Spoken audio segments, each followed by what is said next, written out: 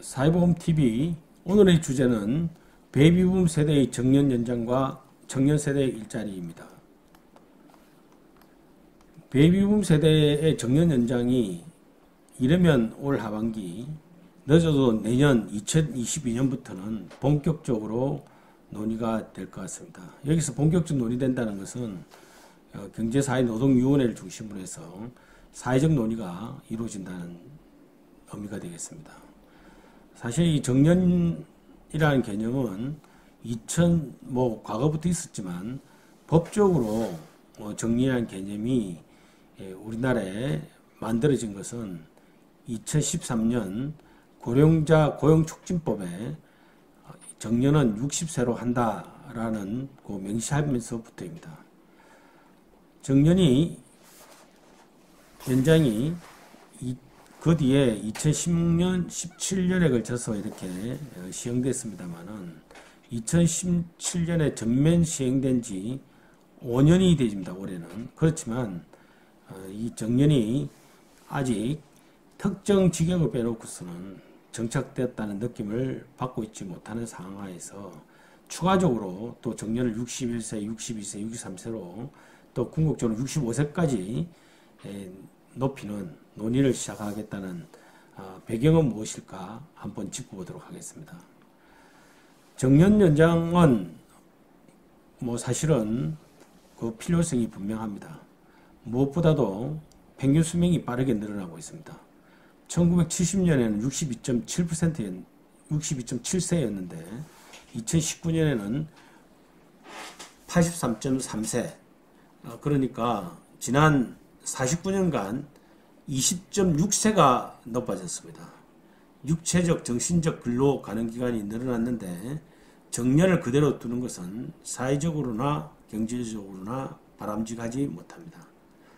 은퇴자에게 지급되는 국민연금 지급 개시 연령은 1988년 법 처음 만들어질 때는 60세였습니다만은 1998년에 법 개정으로 2013년에 이미 61세, 2018년에는 62세로 높아졌고 2023년에는 63세, 2028년에는 64세, 2033년에는 65세로 높아지게 될 예정입니다.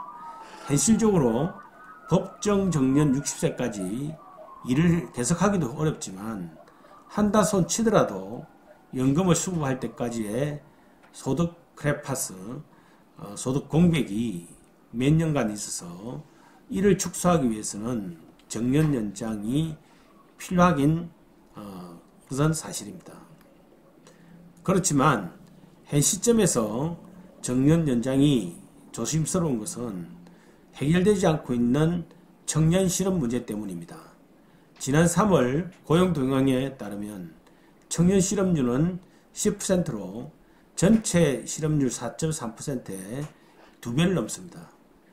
게다가 실업자에는 포함되고 있진 않지만 취업 준비 중인 청년을 포함하면 대체로 청년 인구의 20% 내외가 사실상 실업 상태라는 것이 공공연한 비밀이라 할 수 있습니다.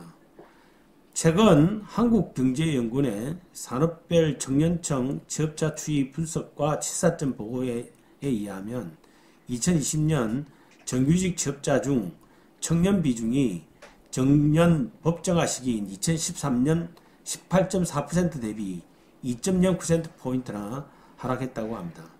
정년 연장의 청년 고용 축소 여부는 논란이 있습니다. 그렇지만 2013년 법 개정 이후 정년이 비교적 지켜지는 공무원, 공기업, 금융기관, 대기업 등의 일자리는 모두 청년들이 선망하는 가고 싶어하는 직장이라는 점에서 정년 연장이 청년 일자리를 감소시킬 개연성은 충분히 있다 하겠습니다. 출생아 수가 급속히 감소하고 있어서 경제활동 가능 인구가 줄어들 것이 명확합니다. 따라서 노동력 확보 측면에서도 정년 연장은 필요합니다. 그러나 초저출산에도 불구하고 노동전략적 기술 발전에 따라서 고용 없는 성장으로 노동시장의 일자리 부족 현상은 여전히 심각한 현실입니다.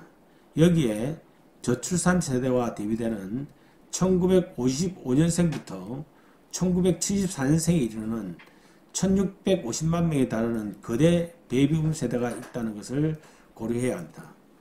베이비붐 세대의 1세 연령층 구분은 적게는 80만부터 많게는 100만 명이 넘게까지 새로 있어서 새로 태어나는 인구층이 30만 명 내인 것을 감안하면 3배가 넘습니다. 2030년대까지 노동시장에 머물 것으로 예측되는 베이비붐 세대의 정년 1년 연장이 노동시장에 미치는 파급 효과는 매우 클 수밖에 없습니다. 취업난과 부동산 가격 급등 등으로 청년층의 미래에 대한 불안이 가중되고 있습니다. 경제 성장의 주역이라고 할 수 있는 베이비붐 세대의 고용 연장과 은퇴 후 소득 공백 해소도 굉장히 소중합니다. 국가 장래를 이끌고 갈 청년 세대의 안정적 취업 여건 조성도 이러한 베이비붐 세대의 중요성과 함께 생각할 때입니다.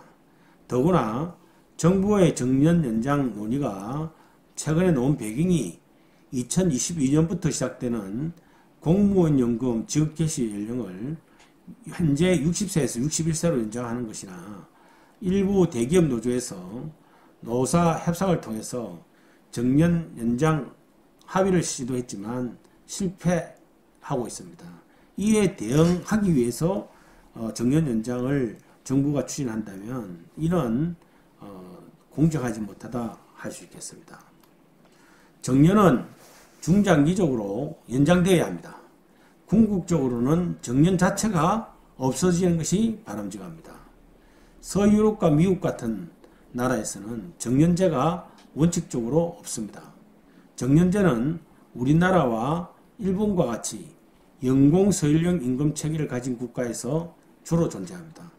연령과 상관없이 생산성에 기반한 직무급제가 정착되면 정년은 자연스럽게 사라질 수 있습니다. 연공서열형 임금 체계의 유지와 정년 연장을 모두 가지려 한다면 활력이 넘치는 공정한 미래 한국도 기대하기 어려울 것입니다.